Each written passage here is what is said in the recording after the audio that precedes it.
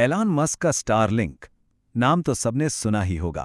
एक ऐसा क्रांतिकारी इंटरनेट सिस्टम जो पूरी दुनिया को जोड़ने का वादा करता है। पर क्या हो अगर इसका असली मकसद कुछ और ही हो? आज हम एक ऐसे ही नजरिए को समझने वाले हैं जो ये दावा करता है कि स्टारलिंक एक ग्लोबल नेटवर्क नहीं बल्कि असल में एक भू राजनीतिक हथियार है। जरा इस नंबर के बारे में सोचिए। 10,000 से भी ज्यादा छोटे छोटे सैटेलाइट्स जो दिन रात हमारी पृथ्वी के चक्कर काट रहे हैं। एलन मस्क ने अंतरिक्ष में सैटेलाइट्स का एक ऐसा जाल बिछा दिया है जैसा पहले कभी नहीं हुआ। और यही विशाल नेटवर्क एक बहुत बड़ा सवाल खड़ा करता है। देखिए, कागज पर तो मकसद बिल्कुल साफ है, दुनिया के कोने कोने तक हाई स्पीड इंटरनेट पहुंचाना। लेकिन जिस सोर्स का हम आज विश्लेषण कर रहे हैं वो एक बिल्कुल अलग ही कहानी बताता है। तो सवाल यही है कि क्या ये सब सिर्फ बेहतर इंटरनेट के लिए है या फिर पर्दे के पीछे कोई और ही खेल चल रहा है? तो पहले फटाफट ये समझ लेते हैं कि स्टारलिंक इतना खास है क्यों। देखिए, ये सीधे सैटेलाइट से आपके डिवाइस तक इंटरनेट पहुंचाता है। इसका सीधा मतलब है कि मोबाइल टावर या जमीन के नीचे बिछी केबल्स के झंझट से पूरी तरह आज़ादी। खासकर दूर दराज के इलाकों के लिए तो ये वाकई एक गेम चेंजर तकनीक है। लेकिन बस यहीं से कहानी में एक जबरदस्त मोड़ आता है जिसकी उम्मीद शायद किसी ने नहीं की होगी। सोर्स का सीधा सीधा आरोप है कि ये जो तकनीक है ना, ये असल में अमेरिकी खुफिया एजेंसी यानी CIA को दूसरे देशों के मामलों में दखल देने के लिए एक बैकडोर देती है, एक पिछला दरवाज़ा। तो आखिर ये साजिश है क्या? चलिए सोर्स के दावों को एक एक करके परत दर परत खोलते हैं। उनके मुताबिक ये सिर्फ इंटरनेट का मामला नहीं है बल्कि ये एक बहुत बड़ी और सोची समझी योजना का एक छोटा सा हिस्सा है। सोर्स के ये शब्द इस दावे को और भी गंभीर बना देते हैं। सोचिए, ये एक ऐसा बयान है जो इस पूरी टेक्नोलॉजी को देखने का हमारा नजरिया ही पूरी तरह बदल सकता है। तो सवाल यह है कि ये कंट्रोल काम कैसे करता है। इस थ्योरी के हिसाब से इसके दो मुख्य तरीके हैं। पहला, इंटरनेट पर किसी भी देश की सरकार का कंट्रोल पूरी तरह खत्म कर देना, और दूसरा, बड़े पैमाने पर लोगों के डेटा पर नजर रखना। अब यहाँ जो बात समझने वाली है वो ये है कि जो हमारा पारंपरिक इंटरनेट है उसे सरकारें जरूरत पड़ने पर सेल टावर बंद करके रोक सकती हैं, लेकिन स्टारलिंक तो सीधे सैटेलाइट से चलता है।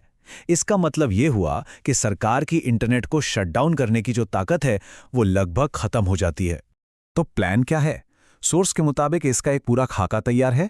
दावा यह है कि इस तकनीक का इस्तेमाल करके किसी भी देश, मान लीजिए भारत, में अशांति फैलाई जा सकती है और सरकार को अस्थिर किया जा सकता है। बिल्कुल वैसे ही जैसे ईरान में हुए विरोध प्रदर्शनों के दौरान SAG करने के आरोप लगे थे। अब बात करते हैं दूसरे बड़े खतरे की, बड़े पैमाने पर डेटा की जासूसी। सोचिए, अगर हर कोई इस नेटवर्क से जुड़ा है तो एक बहुत सीधा सा सवाल उठता है, हमारी बातों को, हमारी जानकारी को आखिर सुन कौन रहा है? सोर्स का दावा है कि भारत में सबसे ऊंचे और अहम पदों पर बैठे लोगों को निशाना बनाया जा रहा है। इस लिस्ट में मंत्री, टॉप ब्यूरोक्रेट्स और यहां तक कि हर जिले के DM तक शामिल हैं। मकसद, ताकि देश की नब्ज पर पकड़ बनाई जा सके और जरूरत पड़ने पर दबाव डाला जा सके। और ये काम कैसे करता है, ये तरीका और भी चौंकाने वाला है। सोर्स के मुताबिक CIA शायद सीधे डेटा नहीं उठा रही, बल्कि गूगल जैसी बड़ी बड़ी टेक कंपनियां हमारा डेटा इकट्ठा करती हैं और फिर उसे इन एजेंसियों को मुहैया कराती हैं। लेकिन सवाल यह है कि आखिर ये निगरानी, ये कंट्रोल, इसका एंड गेम क्या है? सोर्स का तर्क है कि असली मकसद भारत जैसे देशों की विदेश नीति पर दबाव बनाना है, उन्हें ऐसे फैसले लेने पर मजबूर करना जो शायद उनके खुद के हितों के खिलाफ हों। सोर्स अपनी बात को साबित करने के लिए बार बार ईरान का उदाहरण देता है, जहां सरकार विरोधी प्रदर्शनों के दौरान प्रदर्शनकारियों तक स्टारलिंक जैसी सैटेलाइट इंटरनेट सेवा पहुंचाई गई थी। इसे एक तरह की केस स्टडी की तरह पेश किया जाता है कि देखिए, ये रणनीति पहले भी काम कर चुकी है। इसके लिए कुछ ठोस उदाहरण भी दिए जाते हैं। दावा है कि भारत को रूस और ईरान जैसे देशों से सस्ता तेल खरीदने से रोका गया। यह दिखाता है कि कैसे बाहरी दबाव किसी देश को ऐसे फैसले लेने पर मजबूर कर सकता है जिनसे उसे सीधा सीधा आर्थिक नुकसान हो। तो अगर ये खतरा इतना बड़ा है तो इसका जवाब क्या है? यहां पर सोर्स एक ऐसा समाधान पेश करता है जो सुनने में किसी साइंस फिक्शन फिल्म की कहानी जैसा लगता है, लेकिन इसे एक बहुत ही गंभीर और जरूरी जवाबी कार्रवाई के तौर पर पेश किया गया है। तो क्या है वो समाधान? सोर्स के मुताबिक इसका एक ही जवाब है, भारत अपना खुद का एक विशाल रक्षात्मक सैटेलाइट नेटवर्क बनाए। इस डिफेंस सिस्टम के 4 मुख्य हिस्से बताए गए हैं।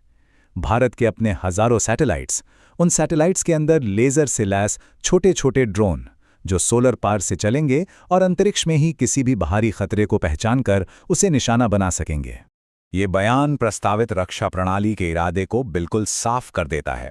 इसका मकसद सिर्फ अपना बचाव करना नहीं है, बल्कि किसी भी सैटेलाइट को जिसे खतरा माना जाता है उसे सक्रिय रूप से नष्ट कर देना है, खत्म कर देना है।